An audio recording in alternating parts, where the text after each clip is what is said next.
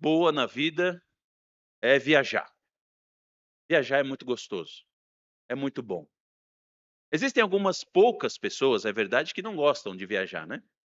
Raros casos de pessoas que não gostam, elas estão ali no seu lugar e estão acostumadas com o seu lugar, então elas não têm vontade de conhecer outros lugares. Mas normalmente essas pessoas já estão localizadas, né, ou estão no lugar onde elas estão confortáveis, estão ali num lugar aprazível, gostoso, né, que ela se sente segura, confortável e por isso ela não sente necessidade de conhecer outros. Mas a grande maioria das pessoas gosta de viajar, gosta de conhecer novos lugares, gosta de ter experiências, de viagens e conhecer tanto a história de outros lugares, quanto a geografia de outros lugares. E é realmente uma experiência muito, ah, edificante, uma experiência que agrega muito valor à nossa vida. Quando nós percebemos outras culturas, conhecemos outros lugares, isso é tão bom, tão gostoso. Mas em viagem tem muita coisa boa, mas tem coisa ruim também, né. Às vezes a gente passa por perrengues no meio de viagem. Nesse sentido, é sempre bom quando nós recebemos dicas de viagem, não é? Quando alguém que nós sabemos que já esteve naquele lugar, e aí a gente vai lá e pergunta: "Olha, vale a pena ir para onde? O que que vale a pena conhecer? O que que não vale a pena conhecer? Meu tempo lá eu vou passar alguns dias só, 3 dias naquele lugar. Aonde eu devo dedicar o meu tempo para conhecer que realmente vale a pena?". E aí a pessoa então vai dizer: "Olha, eu acho que tal coisa vale a pena, tal coisa não vale a pena. Aquele lugar é meio perigoso, não vai lá", né. E aquela pessoa então ela vai dar para a gente, né, uma visão mais ampla e mais realista daqueles lugares que às vezes nós temos somente na ilusão, né, e numa perspectiva idealizada do lugar que nós queremos conhecer. Nós temos o desejo de conhecer aquele lugar e a nossa visão é romantizada, idealizada, e a pessoa vem com alguma realidade e diz: "Ó, é muito bom, você vai gostar muito, vai para esses lugares, não vai para lá, você não vai gostar de lá, ou não vale a pena, ou é um lugar perigoso, não chegue nos lugares de perigo". Isso então é bom para a gente, ajuda a gente. Quando nós temos a grande oportunidade de sermos instruídos por pessoas que conhecem os lugares e vão falar essa realidade para a gente. E é mais ou menos isso que o autor de Hebreus vai fazer nessa parte final do capítulo 12, a partir do verso 18. Ele vai instruir para a gente um lugar que a gente quer ir e o lugar que a gente não quer ir. Tem um lugar que você quer estar e tem um lugar que você não quer estar. Hebreus capítulo 12, verso 18. Diz assim o texto sagrado: Ora, não tendes chegado ao fogo palpável e ardente, e à escuridão, e às trevas, e à tempestade, e ao clangor da trombeta, e ao som de palavras tais que quantos o ouviram suplicaram que não se lhes falassem mais, pois já não suportavam o que lhes era ordenado. Até um animal, se tocar o monte, será apedrejado. Na verdade, de tal modo era horrível o espetáculo, que Moisés disse: Sinto-me aterrado e trêmulo. Mas tende chegado ao monte Sião, e à cidade de Deus vivo, a Jerusalém celestial, e a incontáveis hostes de anjos, e a universal assembleia, e a igreja dos primogênitos arrolados nos céus, e a Deus, o juiz de todos, e aos espíritos dos justos aperfeiçoados, e a Jesus, o mediador da nova aliança, e ao sangue da aspersão que fala coisas superiores ao que fala o próprio Abel. Tende cuidado, não recuseis ao que fala. Pois se não escaparam aqueles que recusaram ouvir quem divinamente os advertia sobre a terra, muito menos nós, os que nos desviamos daquele que do céu nos adverte. Aquele cuja voz abalou então a terra. Agora, porém, ele promete dizendo: Ainda uma vez por todas, farei abalar não só a terra, mas também o céu. Ora, essa palavra ainda uma vez por todas, significa a remoção dessas coisas abaladas, como tinham sido feitas, para que as coisas que não são abaladas permaneçam. Por isso, recebendo nós um reino inabalável, retenhamos a graça pela qual sirvamos a Deus de modo agradável, com reverência e santo temor, porque o nosso Deus é fogo consumidor. Oremos. Senhor, nós bendizemos o teu nome, te louvamos, porque o Senhor é um Deus maravilhoso. Grande é o teu nome. Nós louvamos o nome do Senhor e bendizemos ao Senhor, porque o Senhor tem se revelado a nós. Nós te bendizemos porque em Cristo estamos seguros. E nossa alma, então, se regozija na firmeza que encontramos em Jesus. Senhor, mas nossas vidas são dinâmicas e nós muitas vezes nos encontramos em perseguição, aflição, dificuldades, e é tentador demais para nós voltarmos atrás. Nós vamos agora considerar esse texto e a nossa súplica ao Senhor é que o Senhor se faça presente, se revelando majestoso e glorioso, acima de qualquer aflição ou dificuldade, e que nós possamos então compreender a majestade do lugar santo que é a presença do Senhor. E o nosso desejo então esteja voltado para estar contigo. Fala conosco, conforme nós vamos considerar esse texto. Consola os que estão abatidos. Conforta aqueles que estão oprimidos. Confronta os que estão distantes. Traz perdão e renovo para aquele que está afastado em pecado. Acima de tudo, Senhor, traz salvação para aquele que ainda não encontrou descanso no Senhor Jesus Cristo. Fala conosco nesta noite a nossa oração. As palavras dos meus lábios e meditar do meu coração sejam agradáveis na tua presença. Em nome de Jesus. Nós temos visto esse capítulo 12 de Hebreus em 3 mensagens, e essa é a terceira e última mensagem. E nós temos então percebido como o autor de Hebreus vai, de uma maneira muito singular, peculiar, nos chamar a abraçarmos o Senhor Jesus Cristo, a nos agarrarmos a Ele de tal maneira que nós nem consideremos a possibilidade de deixá-lo por qualquer outra coisa. É isso que o apóstolo nos chama, a correr a corrida da fé. Visto que temos tão grande nuvens de testemunhas, de homens que, pela fé, dedicaram a sua vida ao Deus Trino, nós devemos então correr essa corrida da fé. Uma corrida que ela é feita em Jesus, o autor e consumador da nossa fé, e que correndo nele então, nós não somos cansados ou sobrecarregados, mas somos então fortalecidos. Correndo no Senhor Jesus, nós não desfalecemos, nós não desmaiamos.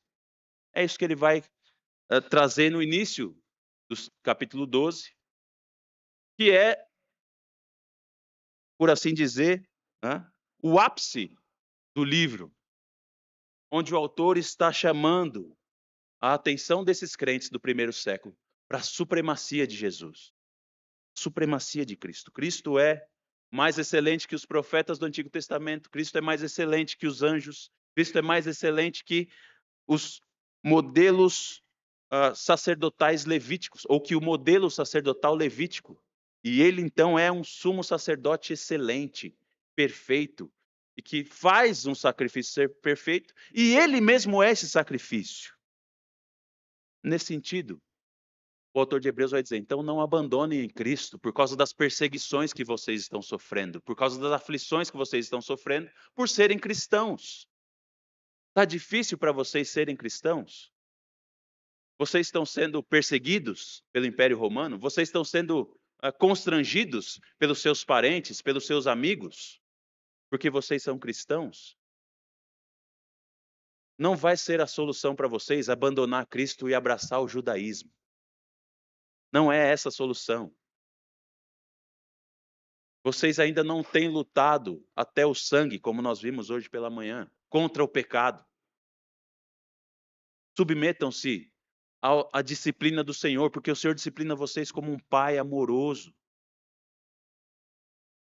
Então não se entreguem ao pecado, não desistam de Cristo, não abandonem Cristo. Muito pelo contrário, fortaleçam as suas mãos e as suas pernas, seus joelhos. Né? Busquem a paz com todos os homens e a santificação, sem a qual ninguém verá ao Senhor. Não haja entre vocês raiz de amargura, a raiz que acha que pode viver em pecado e nenhuma maldição virá sobre ele. E não haja também entre vocês homens profanos e imorais, como Esaú, que amaram mais as coisas passageiras desse mundo do que o próprio Deus e as bênçãos do Senhor. Não abandonem Cristo por coisas passageiras e alívios passageiros. E aí ele chega agora nesse verso 18 e ele vai trazer mais uma realidade.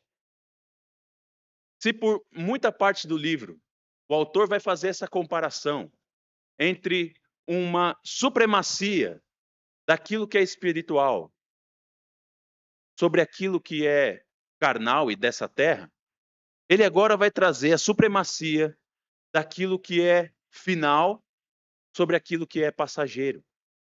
E nesse sentido, então, vai trazer muito claro à mente dos crentes do primeiro século, aqueles que são a audiência primária dessa carta. Se é difícil ser crente, muito pior é não ser crente. Se é difícil ser crente, se é difícil estar em Cristo, muito pior é não estar em Cristo. E é isso que ele fala. Vocês estão em Jesus, e isso tem sido difícil, mas olha, meus irmãos, qual é a opção? A opção para vocês, então, é o sistema judaico? A opção para vocês é o sistema sacerdotal que foi estabelecido por Moisés? Vocês estão malucos. Não vão por esse caminho. O autor de Hebreus aqui vai ser um guia para vocês. Fala, olha, esse não é o caminho de amenidades. Olha a descrição que ele faz do caminho alternativo. É o caminho do fogo palpável e ardente. É escuridão, é trevas, é tempestade. Esse é a alternativa. Esse é o Monte Sinai.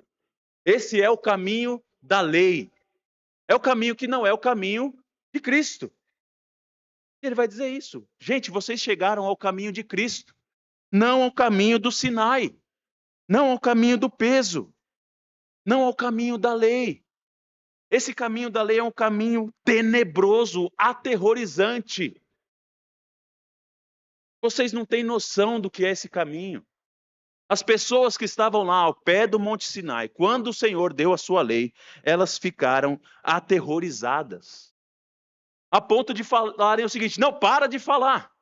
Não fala mais. Deus, por favor, para de falar. Moisés, fala você com a gente. Fala para o Senhor parar. A gente não quer ouvir mais. Porque era pesado.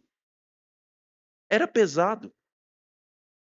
Eles já não suportavam. E a lei constava até o seguinte: até se um animal tocar no Monte Sinai, vai ser apedrejado.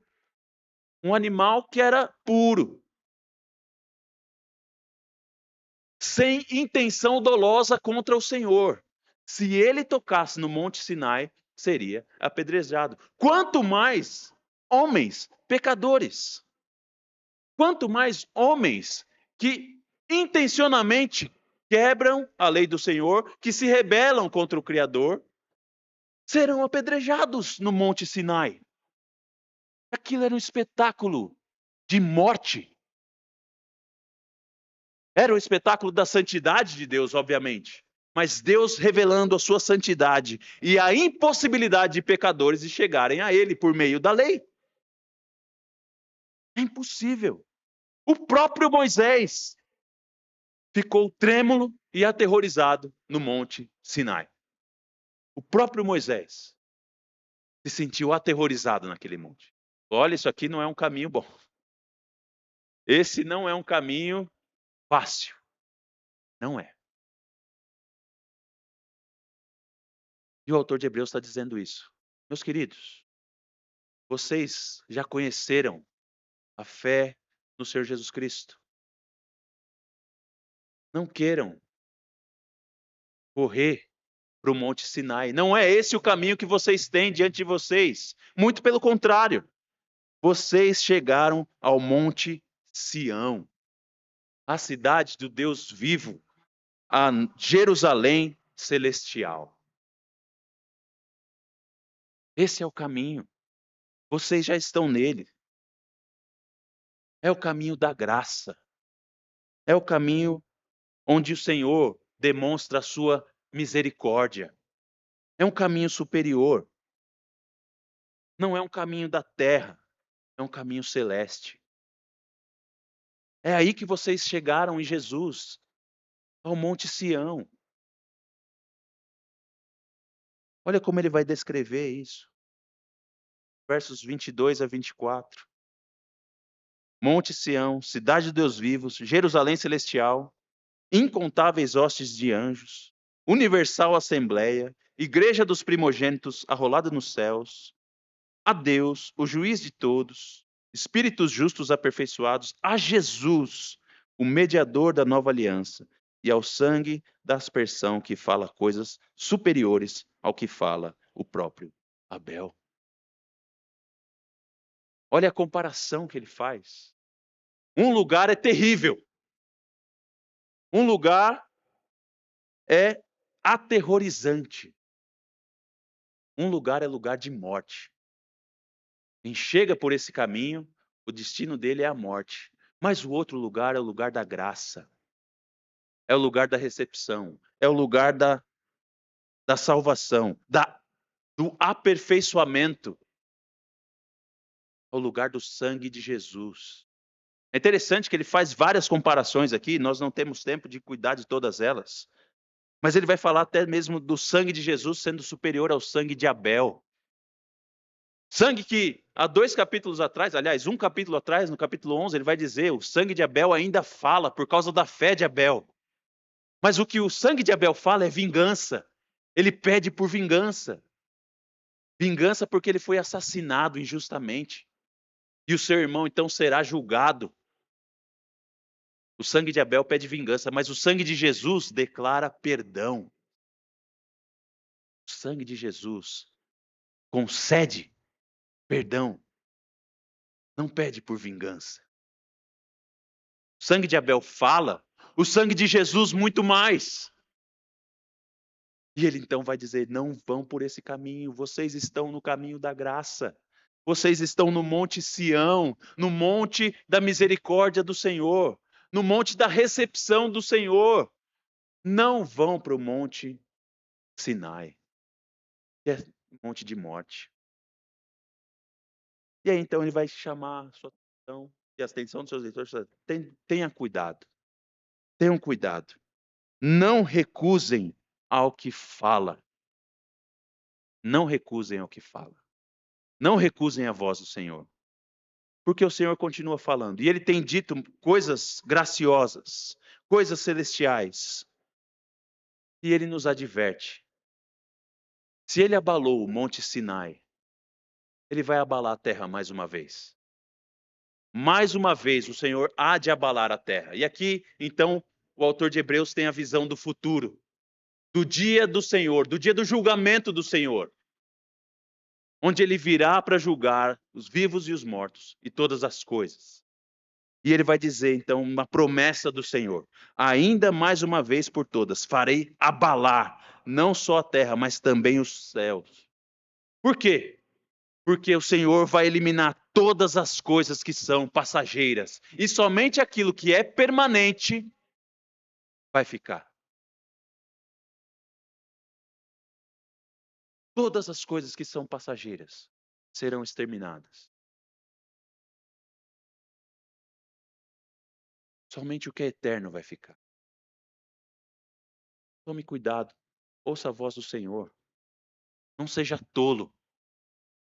Não seja tolo de abandonar o Monte Sião, onde você é recebido por Deus em Cristo Jesus, e correr para o Monte Sinai, que é o caminho da morte, o caminho da justiça própria, é o caminho da morte. Não há recepção dos homens no Monte Sinai. Essa é a verdade. É isso que o autor de Hebreus está deixando muito claro. Se a vida cristã é difícil para você, e você acha então que você vai abandonar a vida cristã e abraçar, você está sendo tentado a abandonar a vida cristã e abraçar o modelo judaico e o sacerdócio judaico e o judaísmo para a sua salvação, sabe o que vai acontecer com você? Você vai morrer. Você nem não tem condição de entrar na presença do Deus Altíssimo através do cumprimento da lei e da sua própria justiça. O Senhor, quando abalar a terra de novo, você não vai permanecer pelas suas próprias obras de justiça. Você precisa estar no Monte Sinai. Esse é o lugar que você quer estar. Se você quer um lugar para você ir, e o lugar para você estar no dia em que o Senhor visitar a terra novamente, esse lugar é o Monte Sião, a Jerusalém celestial. E ali só dá para chegar quem está em Jesus Cristo. Só se está na Jerusalém celestial aqueles que abraçaram o Senhor Jesus e que estão agarrados a Ele, permanecem nele. Quem tem considerado abandonar o Senhor Jesus? A opção é a justiça própria. E a justiça própria leva à morte. É isso que o próprio apóstolo Paulo vai dizer quando ele escreve aos Coríntios. Capítulo 3, verso 7. O ministério da lei é o ministério da morte, irmãos. Da morte. Por isso o autor de Hebreus vai dizer, tenha cuidado, ouça a voz do Senhor, permaneça nele. O Senhor está dizendo, mais uma vez eu vou abalar a terra, eu vou trazer julgamento para a terra. Somente os que estão em Cristo vão permanecer. E aí ele vai terminar o capítulo dando uma orientação. Por isso, verso 28, recebendo nós um reinado inabalável. Se nós estamos em Cristo, aquele que não será abalado no dia do julgamento final, aquele que não pode tremer e não vai ser derrubado, mas permanecerá. Se nós temos recebido esse reino, se nós estamos presentes nesse reino, nós devemos então reter a graça e servir a Deus de modo agradável, com reverência e santo temor. Nossa tradução aqui, ela é de um português mais refinado e rebuscado, e por isso pode dar uma interpretação mais difícil para a gente. Mas o que ele está dizendo aqui é o seguinte, irmãos, se vocês estão nesse reino inabalado, se vocês estão no Monte Sião, sejam gratos. Sejam gratos. Reconheçam o grande privilégio que vocês têm nas suas vidas. Vocês não estão no monte da morte. Vocês não estão no lugar aterrorizante. Não, vocês estão no melhor lugar que existe. Sejam gratos. Retenham a graça. É isso que significa reter a graça aqui. Ser agradecidos. Demonstrar gratidão pela localização que nós estamos. No Senhor Jesus. No Senhor Jesus nós devemos ser gratos. E por isso, então, servir a Deus de modo agradável. E o serviço aqui tem a ideia da adoração. Adorar a Deus é servir a Deus. Servir a Deus é adorar a Deus. Essas coisas são sinônimos. Servir ao Senhor é adorar ao Senhor. E adorar ao Senhor é servir ao Senhor. E servir ao Senhor é servir o povo de Deus também. Sejamos gratos e adoremos ao Senhor de modo agradável, de modo contente, espontâneo, mas também de modo reverente e com temor, porque o nosso Deus é fogo consumidor. Você nota como o autor de Hebreus, ele sempre mantém a santidade e a severidade do Senhor, em nenhum momento, o autor de Hebreus vai apresentar um Deus leniente. Em nenhum momento o autor de Hebreus vai apresentar um Deus fraco, um Deus passa-pano. Em nenhum momento. Deus é sempre apresentado pelo autor de Hebreus como alguém que é santo, justo, que não recebe manchas, que não recebe e não aceita o pecado, mas que amaldiçoa o pecado. Ele é fogo consumidor. E por ser fogo consumidor, ele vai mais uma vez abalar a terra. O autor de Hebreus não apresenta um Deus enfraquecido, leniente, né, que aceita suborno, ou que abaixa os seus padrões, porque não quer se indispor com os homens. De jeito nenhum. Deus cristão, Pai, Filho e Espírito, é fogo consumidor. E por ser fogo consumidor, o autor de Hebreus deixa muito claro, então, nós devemos servir ao Senhor com reverência e santo temor. Gratos, porque somos recebidos em Jesus Cristo. Jesus é o nosso sumo sacerdote e oferta perfeita que nos permite entrar na presença de Deus. Se você está no Monte Sião, não pense que ir para o Monte Sinai vai ser mais fácil para você. Vai ser uma opção viável para você, porque não é. É caminho de morte. E o que tem aqui diante de nós, então, nessa noite é isso, irmão. Esse aviso, esse chamado de um guia que está colocando para você duas cidades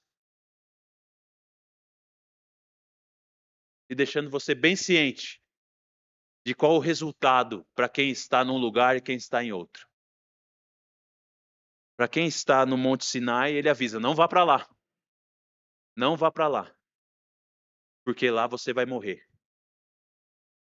Mas ele diz: permaneçam em Jesus. Permaneçam no Monte Sião, que é o Monte da Graça. O monte da permanência eterna e da aceitação do Deus Trino. Que esse seja um desafio fácil para você decidir. A minha expectativa é que você não tenha a ilusão de que você pode ter a possibilidade de se achegar ao Deus vivo nas suas próprias forças e na sua própria justiça. A minha expectativa, tanto para mim mesmo quanto para vocês, irmãos, é que a única esperança que nós tenhamos ao chegar diante de Deus, no dia do julgamento, no dia final, é a seguinte: eu vou permanecer porque eu estou abraçado a Jesus Cristo. Aliás, eu vou permanecer porque fui abraçado por Jesus Cristo. Ele me abraçou e me preserva. E agora então eu estou no Monte Sião, no Monte da Graça, purificado pelo sangue de Jesus. Que essa seja a sua viagem dos sonhos, o Monte Sião. Vamos orar mais uma vez? Senhor, nós bendizemos a Ti pela graça demonstrada aos homens em Jesus Cristo. O Senhor é um Deus santo, santo, santo. O Senhor é fogo consumidor. E não há possibilidade de qualquer homem se achegar diante do Senhor nas suas próprias forças, na sua própria justiça e nos seus próprios méritos. Para se achegar diante de Ti, nós precisamos de Jesus Cristo, o autor e consumador da fé. Nossa súplica é essa, Pai. Dá-nos essa magnitude. Dá-nos a visão da majestade e da glória de Jesus, para que nós nos apeguemos a Ele. De maneira que as dificuldades e as lutas dessa vida não sejam comparáveis de maneira nenhuma com a glória de Jesus e com a esperança que temos da vida eterna nele. Coisas terrenas são passageiras, finitas e serão destruídas no dia do julgamento final. Mas aqueles que estão em Jesus permanecerão eternamente para viver no mundo restaurado pelo Senhor, onde já não há mais pecado, nem pranto e nem dor, onde o Senhor irá enxugar toda lágrima daqueles que estão em Jesus Cristo, para viverem em gozo e plenitude eterna. Dá-nos, Pai, o desejo desse lugar. Que nós tenhamos a sabedoria de ouvir esse conselho do autor de Hebreus, de não recusar aquele que fala. Abre os nossos ouvidos para ouvir a tua voz e seguirmos a Cristo, que é o nome pelo qual nós fazemos essa oração. Amém.